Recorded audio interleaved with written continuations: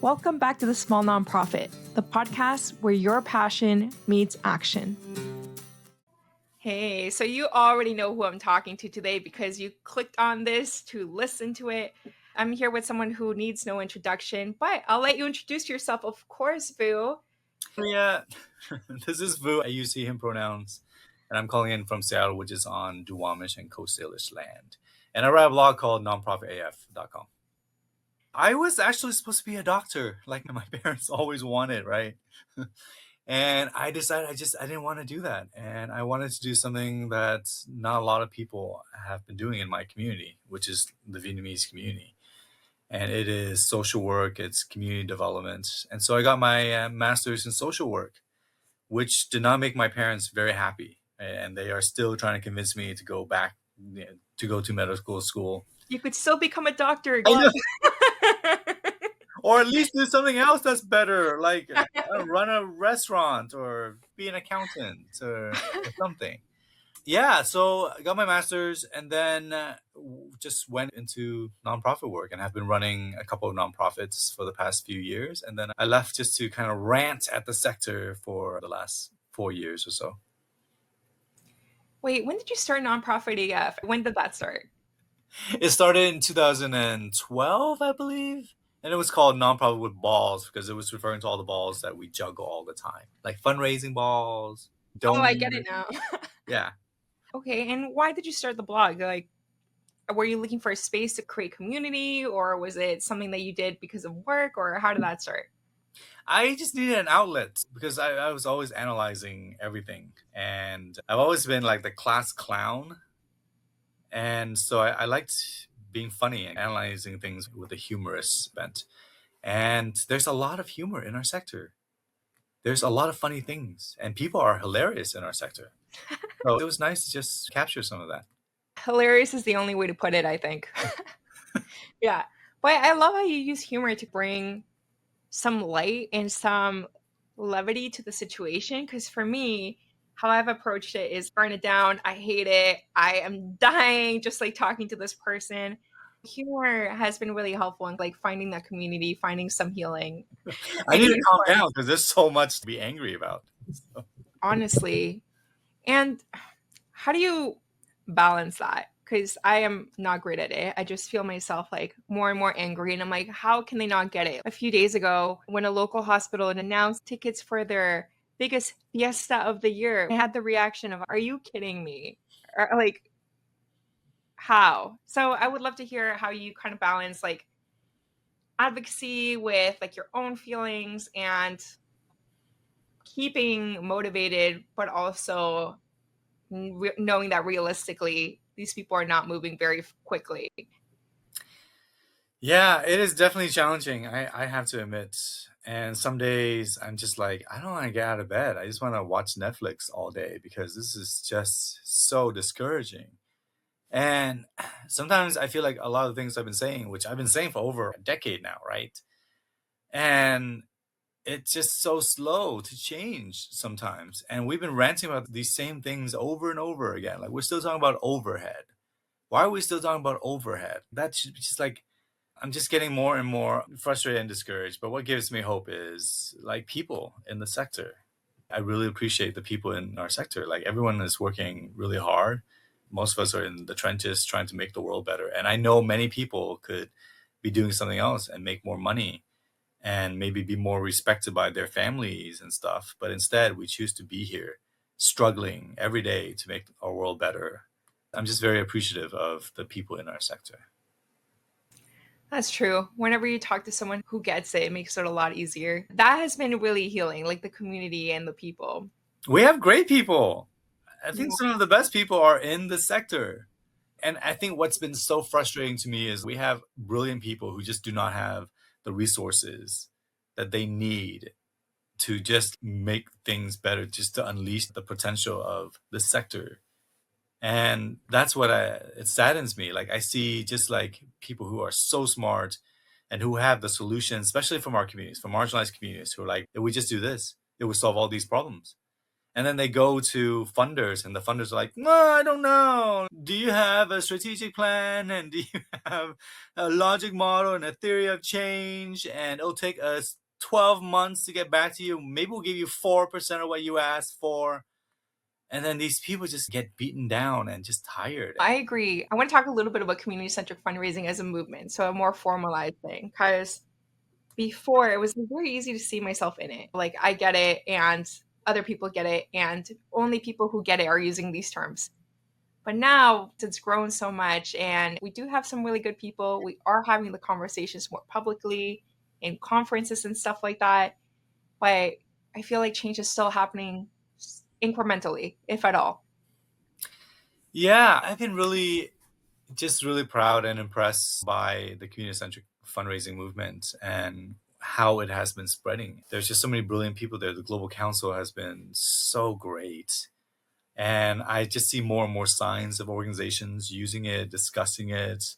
There are like communities of practices springing up.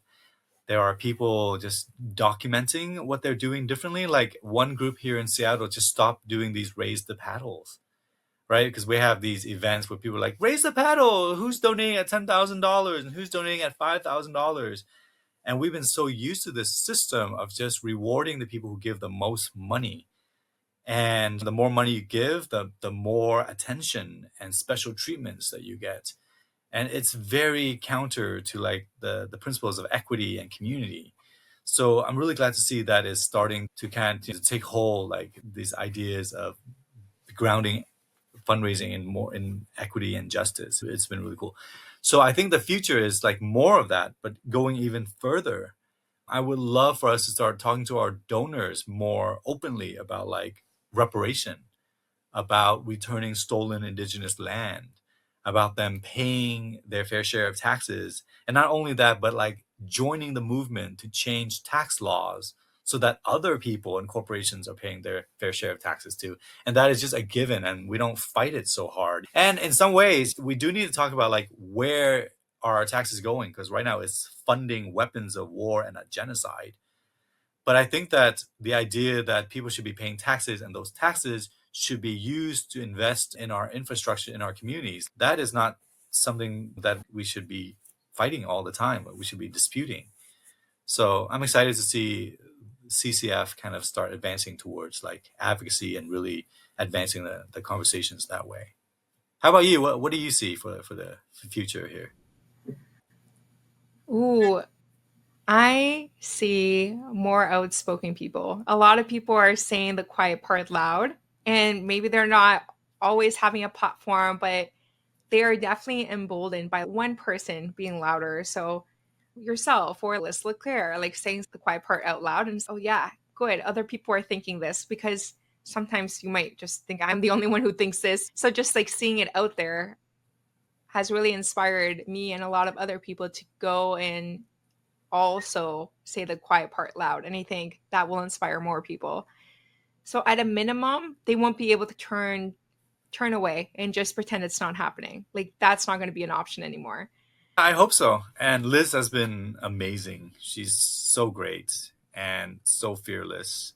And I'm just really appreciate all the conversations she's been pushing regarding NDAs and sexual harassment in our sector and just like terrible behaviors that we've been putting up with because we want to raise money.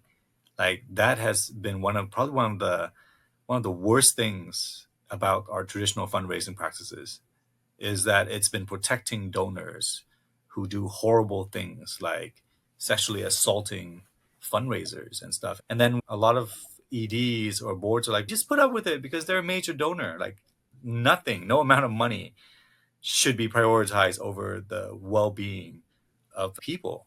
Let's have these conversations. I actually had Liz on the podcast to talk about accountability, because in her case, she brought it to the media and there was still no accountability. And like now she's going through a court case. And I'd love to talk to you about the same thing. So, how do you ensure accountability with organizations? Yeah, we've been so nice as a sector. We've been trying to encourage funders to do things differently and to not be so crappy. And what I realized is that being nice oftentimes does not work, because what happens is that a lot of funders don't believe that this is them, or they don't believe that they have to be held accountable, because we're just calling out very vaguely, hey, foundations don't require excessive reports. And they're like, what are these people going to do? But during the pandemic, and the very first few months of the pandemic, there was one funder who was still requiring grantees to print out copies of their proposals and then hand deliver them to their office. And this is when we were all shutting down.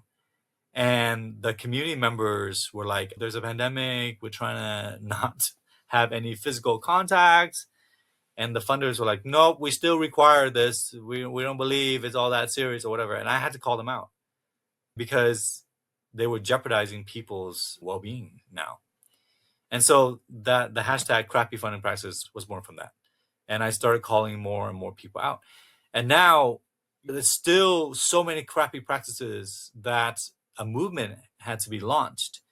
And now it's like on LinkedIn, there's posts just calling out funders by name now, because I think that unfortunately we reach a point where we just have to use public shaming as one of our tools now, because when people's lives are being jeopardized, and it's not just during the pandemic, right? Because when funders waste our time, they are preventing nonprofits from doing life-saving stuff. Like we have nonprofits like literally saving lives by staffing suicide hotlines, for example. And you're forcing them to do all these shenanigans. That's terrible. It needs to be called out. So this is definitely a form of advocacy. But have you seen nonprofits collaborating with each other to push for things? I think definitely our sector has been very squeamish historically about engaging in advocacy work, engaging in lobbying, policy, political work. There are some brilliant organizations that are doing this work, that have been out there just working to advance policies, to 501c4s in the United States who've been endorsing political candidates, trying to get more progressive leaders elected. The problem is that they've always been underfunded. Like, funders don't want to fund them, and they really should be funding them because they are instrumental to our world. 501c3s in the United States can do advocacy work, but we are so terrified of doing it. And funders are terrified of funding it. Progressive leaning funders have been terrified of funding any sort of advocacy work. And I'm not so sure how much it has changed over the past several years. I don't see much change happening, which is very disturbing, because right now EDI has been under attack thanks to the US Supreme Court's decision to overturn affirmative action. And then the Fearless Fund being sued because they're trying to get more funding to Black women entrepreneurs. They're getting sued for doing that. And so instead of us doubling down as a sector and saying, no, we really believe in this, we need to double down. A lot of funders like, oh no, we don't want to get sued. let's just abandon our principles and our values. It's been very disappointing. So in Canada in 2012, we had a prime minister who basically really pushed for organizations to not do advocacy. And through the CRA, the Canada Revenue Agency, they were revoking charitable status. So if you were too advocacy you could lose the ability to receipt donors and to name yourself as a charity. And that fear caused by those events has stayed around. What is the fear for American nonprofits? I would imagine it's similar. The fear of losing funding, and the fear has been reinforced by funders being very fearful. And let's be honest, it's not funders in general. It is progressive leaning funders who are fearful of advocacy, because conservative leaning funders are full in on advocacy. They love systems change work. They are effective at it. They want to fund it because they know that is the way to like permanent change, long lasting change. So they're all in for it. And progressive leaning funders, I think there has to be some sort of reckoning, because I think that progressive leaning funders unconsciously understand that if we are able to effect all of these systems change, they would face an existential threat, right? If we can advance the advocacy that we want in terms of taxes, wealth hoarding, and all this stuff, many foundations would cease to exist. And because of that, they are terrified of advocacy and they don't want to acknowledge that.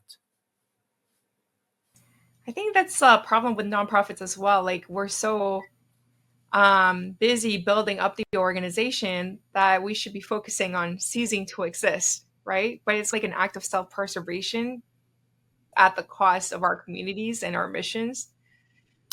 Yeah, I call it a shadow mission. I think that a lot of organizations have shadow missions, which is like your mission has suddenly become like growing yourself like the Borg.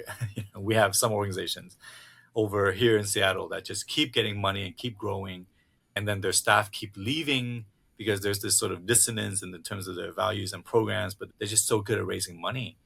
The traditional fundraising principle of get as much money as you can for your own organization, screw everyone else. I think a lot of these organizations, because of that, develop these shadow missions, which is just survive at all costs. Someone, a colleague, was talking about how there was this like homelessness organization and they were celebrating their 50th year at their gala. And then one of their board members or something came up on stage and was like, I'm looking forward to the next 50 years. You know? Oh, Yeah. that's horrible. Yeah.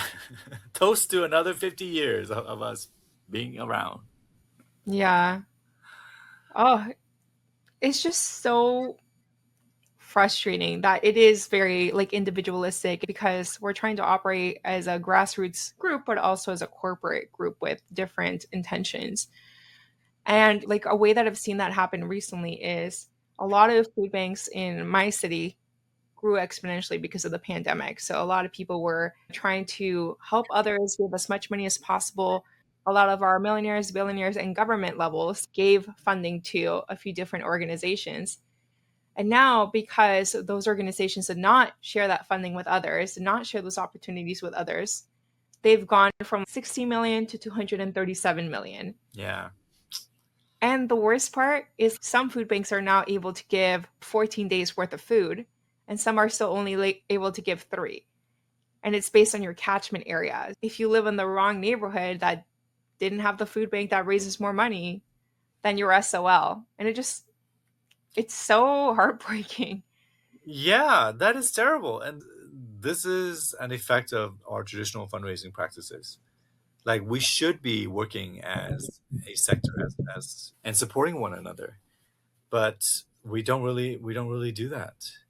So that's really challenging. And there's some stories of hope, like in Seattle, for example, in the beginning of the pandemic, a funder gave out like $50,000 unrestricted grants without any applications, without any reporting requirements. They were just like, "Hey, there's a pandemic. We know that you could use some help, so here's just $50,000 of general operating funds."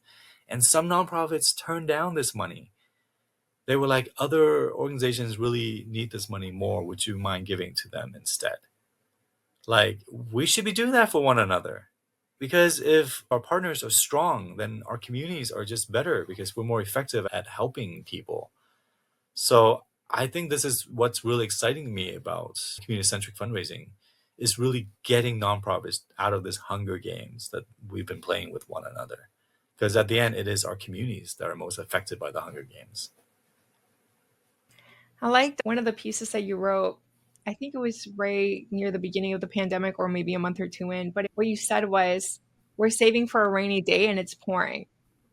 And I think that hasn't gone away. We're still like looking at self-preservation. We're still looking at coddling donors who do not want to be coddled. They've already been thinking about this for the past 3 years when our communities are suffering actively.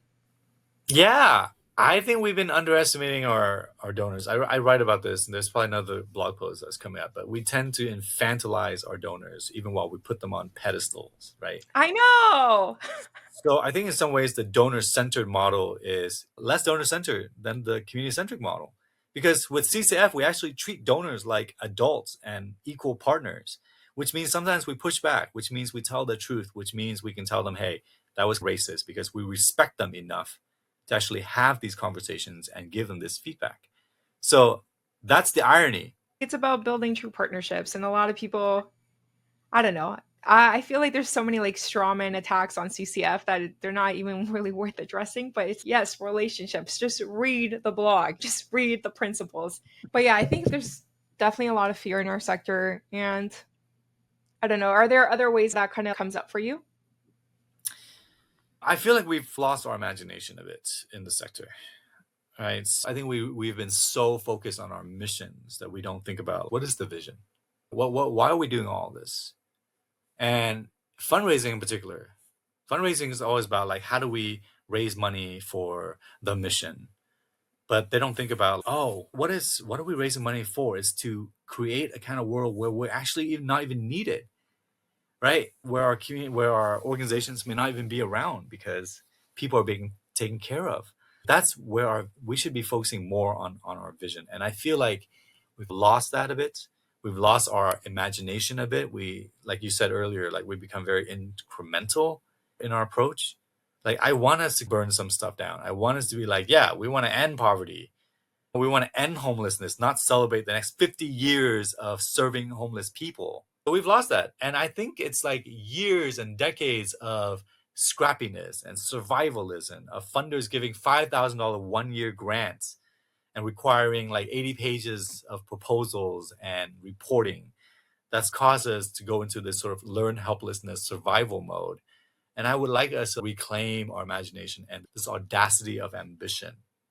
Like for all the stuff I criticize the for-profit sector, and there's a lot of arrogance in for-profit and how they bisplain down to us, what my friend Alison Carney calls bisplaining. It's like mansplaining when a for-profit person like talks down to us as if we had no idea what we're doing. But for all of the criticism, there is some stuff we can learn. One is like the audacity of just having just ambition and accepting failure. I always bring up Juicero, for example. Remember, I don't know if you remember Juicero. It was a Silicon Valley Wi-Fi connected juicing machine. It was $700 to buy this machine that juices these proprietary packets of cut up fruit and vegetables that you have to subscribe to for $7 each. And you place one of these packets into this machine and it slowly presses on the packet and then you get one glass of juice. Bloomberg did an investigation where they just squeezed the packages by hand and got about the same amount of juice, but faster. So they wrote about this, and Juicero went bankrupt. But before it did, it was boasting that it had $125 million invested in venture capital and 30 full-time engineers working to design this Wi-Fi connected juicing machine. And in the meanwhile, in our sector, we're trying to like address homelessness and poverty and child abuse and environmental degradation and everything.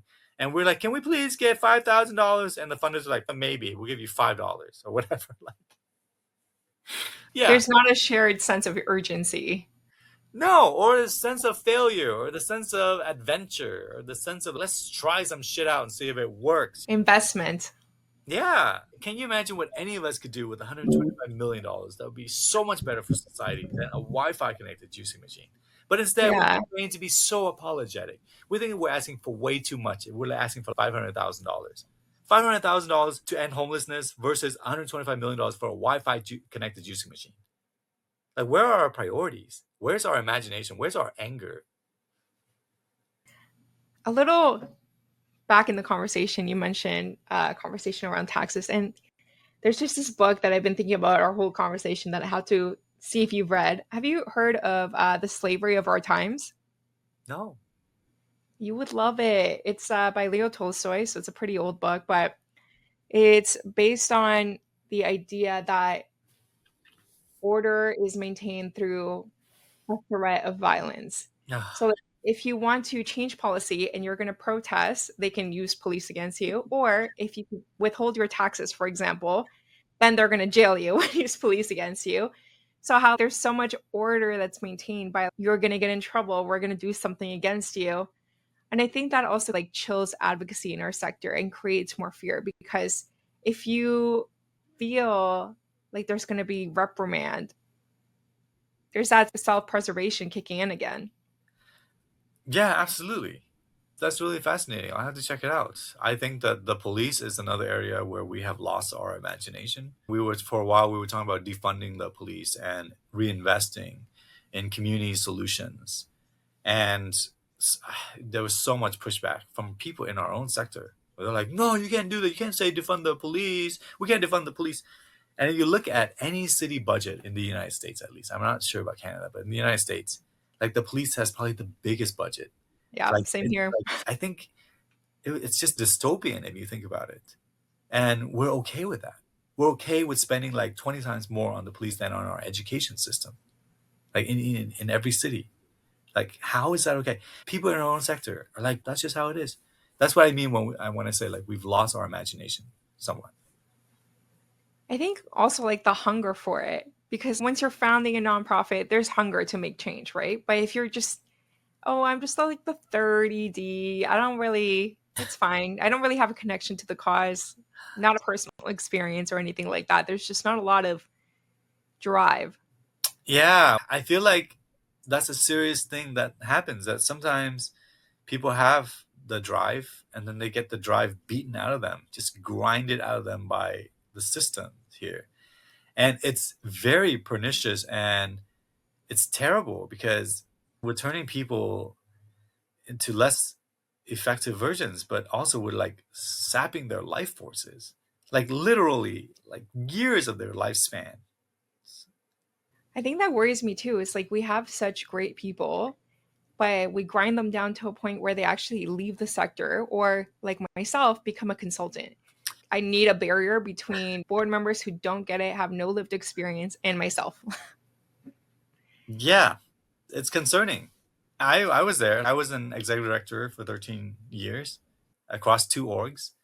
And then eventually I was just like, I'm very tired. I have small children and I can make a better living for myself and for my family by not being an executive director. And your mental health and physical health. I know.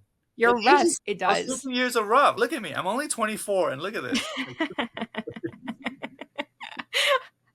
I'm only 24. I'm only 24. Okay. No, honestly, it's really rough.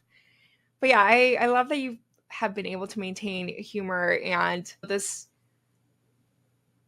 undying drive. I think it really inspires a lot of people. And honestly, it helps us be bolder, helps us speak out, because it's just a reminder that it's not about you, it's about the community. It's not about you. You have to be able to put things of value on the line. And I think you do that all the time. Oh, thank you, Maria. I appreciate that. But I do get more credit than I deserve, I feel like. And I do have to acknowledge that like, I have a lot more privilege than other people. And I would encourage people who have more privilege to be more outspoken because the things I'm saying are not new, right? People have been saying them. Women of color have been saying them, other people of color, other leaders, white allies.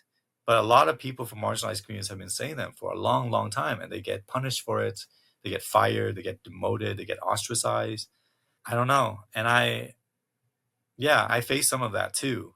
Like over the past several months, I have been just dealing with Zionists and people who have just been very angry because I've been very public in my support of Palestine and have been outspoken in my denouncing the genocide that we've been supporting because the US sends $20 billion to Israel, just sent this much money to Israel just to fund these bombs and the people just killing like Palestinians. And we have to speak up. And so those of us who have more privilege have to be more out there speaking up and taking the flak because other people with less privilege have been taking way more punishment over the past several decades. And that's something that I find also really hard in our sector. It's like it's so many racialized people who are speaking up about some sort of injustice, like Black Lives Matter, but also recently Palestine, and everybody else is quiet. And for me, I don't know why. Is it because the children are brown? Like, how could you be okay with this? And maybe you're not okay with it. Maybe you don't see LinkedIn as a space to speak out and you're protesting X, Y, and Z, and that's fine. But just, it's been really hard because if you make a statement, then it's mission drift, right? And if you don't, or if you do, there's so many risks that people are weighing out instead of just trying to do the right thing. I think we really need to discuss the idea of mission drift. And I wrote about this. is mission drift has been weaponized in our communities so much, and it's preventing us from being effective. It's forcing us to only go into our own silo and do not see how we're interconnected.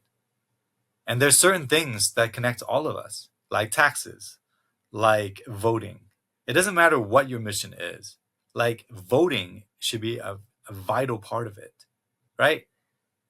And I don't know how it can be a mission drift to speak up against genocide.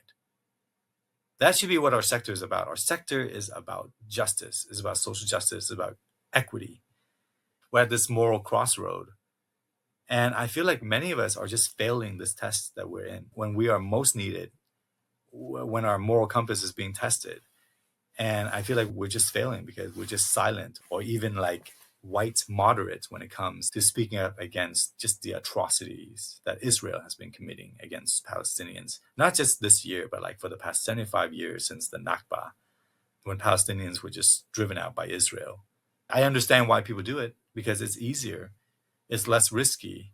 You don't have people attacking you and sending you angry messages like I've been facing and so many other people have been facing over the past several months or over the past several years. It's just less controversial. It's just safer to not speak up against injustice. But then I wonder, what is our sector for then? And I see it with like smaller topics too. Like I know Palestine Israel has been very contentious for a lot of people, right? But I feel like with smaller topics too, like okay, so that funny example that we were talking about before the recording, philanthropy has become a hobby for the rich, right? Like I saw so many way people come at you because you said that in a conference, and it's like I don't get it. Like how do you not get that that's a fact? Yeah, so I was on this webinar and we were talking about donor advised funds and how people have been hoarding money into these vehicles and not giving them out. And there's no legal requirement for them to give out any money once they put it into a donor advised fund. It could just sit there, they take a tax break, and that money can just sit there forever. And I was like, yeah, philanthropy has often become a hobby for very wealthy people. And we in the nonprofit sector have become like this Sky Mall catalog, right? Of like different causes for rich people to choose from. And they're like, oh, that looks really cute, a program to help early learners, or a program to help the elderly, or an equestrian therapy program or whatever. That sounds so interesting. Let me pick and choose these things. So yeah, it has become like a hobby. So I don't know what's so controversial about that. But one dude was like, Vule said that philanthropy is nothing but a hobby to rich people. And then another dude who didn't even attend that webinar was like, I can't believe Vule said this about this. And donors are the best people in the entire world. And they are the best. He literally said, they are our better angels, or whatever. They are the best people among all of us. And I'm like, what the heck is going on? And then, so I like a whole bunch of people start piling up. I got probably about 200 comments. Most of them were like, Vule is so presumptuous and he's arrogant and he's so disappointing and his face looks like a weasel. I don't know. What is so controversial about that? Because this has been what has been happening. And we reinforce this among our donors. We tell them that they are heroes. We tell them that because of them, like we've been trained to use the word you 24 times or whatever on every appeal letter. Because of you, you did this. We couldn't have done this without you, with your support. Because, we were supposed to center donors. But I really liken donor-centered fundraising to, I don't know, like husband-centered marriages, right? Which, if you think about it, is just ridiculous. Husband-centered marriages. Can you imagine that? I would love it if every time I did the dishes or something, my partner writes me a handwritten thank you note. Dear Vu, you did it because you washed the dishes today. Our community is stronger. We're so thankful for you. We could not have done this without you. Please attend this wine and cheese event for husbands like you. Can you imagine like an entire field really grounded in this, where we have workshops called how to be more husband centered in your marriages? And then when people are like, can we actually have a movement called like marriage centered marriages or family centered marriages? And they're like, no, we need to be centered on the husband. That's what I've been feeling like this, like the debate around community centric fundraising has been like, what is there to debate about? We're not saying go and punch a donor in the face every time you meet one, especially since all of us are donors, right? Are we not all donors? All of us are donors. So what is the issue? So I think that highlights the issue that most of these fundraising experts think of donors as only the people who give a ton of money, not like you and me, Maria, who may not be able to give $50,000 a year or whatever. We're not seen as donors. So it's a very weird dissonance that we haven't really been talking about. Oh my God, I love that you pointed that out. Yeah, like we're donors too. And we're the biggest donors. We are probably the biggest donors if you think about opportunity costs and stuff. I was talking to on a nonprofit happy hour once. There was an ED who was just like, my son just got a job at one of these tech companies. And everyone was like, oh, congratulations. Like, how are you feeling about this? And she's like, I'm very proud of him. And I'm also feeling some type of way because he's making $10,000 more at his entry-level job than I am as a 20-year veteran of a nonprofit, you know? Yeah. And so, yeah, many of us are here and we're losing money that we could make elsewhere. We decided to stay here, giving up our retirement benefits, sacrificing our health. We are the biggest donors to the nonprofit sector. That's on my list of things to rant about. But like it's true, isn't it? We don't It acknowledge is true. And if It we're is true. donor-centered, then why aren't we donor-centered that way? Why don't we focus? If we're going to be focused on major donors, why don't we focus on the biggest donors of all, which is nonprofit staff? Like their lives, their time. Yes. You can't get that back. Okay, so before we go, what is the funniest nonprofit happy hour post that you've moderated? I haven't been moderating nonprofit happy hour. It's on its own. It has some great moderators, and I'm really happy to see this community building, and there's some really great people there. I lurk once in a while. But one time I was looking at this post and someone was like, they were talking about, I think they were mentioning me. It was like, oh, there's something that Vu would like. And then after a while, someone was like, what is Vu? You keep talking about Vu. What is it? So I think that's a great sign that the community has been so great. Like I'm just not needed to be there at all, and I think it's really wonderful. So I think it's a great sign. No, that's really funny. It's great. Okay, Vu, if people want to continue the conversation with you, where can they find you? How do they get in touch? Should they read your blog? Tell us. Yeah, the blog is called nonprofitaf.com. So just go there. And I'm also on Instagram. I've been amplifying the voices by sharing posts and stories regarding Palestine. But please find me there at nonprofitaf on Instagram and then also on Facebook as well. And I guess the last thing is thanks, Maria. And I just want to reiterate, I know I yell at the nonprofit sector a lot, but I really do appreciate us. And I think we have brilliant people in this sector. And we're doing amazing things regarding this, despite all of the challenges that we face every single day. And I really like our sector and I appreciate it. We're yelling because we care, because we're passionate, right? And it's time to wake people up. Thank you so much, Vu, for being on the Small Nonprofit Podcast. And thank you, everyone, for tuning in for this episode. I'm sure a lot of you already follow Vu's work, but if you don't already, I'm a really big fan of his blog. So I'll link that below. But for now, thank you for joining us. And as always, if you'd like to see our lovely faces, it'll be on our YouTube channel. I think my cat came into the video and Vu was very excited at that. So you can see the joy on his face and join the conversation there. Okay, that's it for today. Bye for now.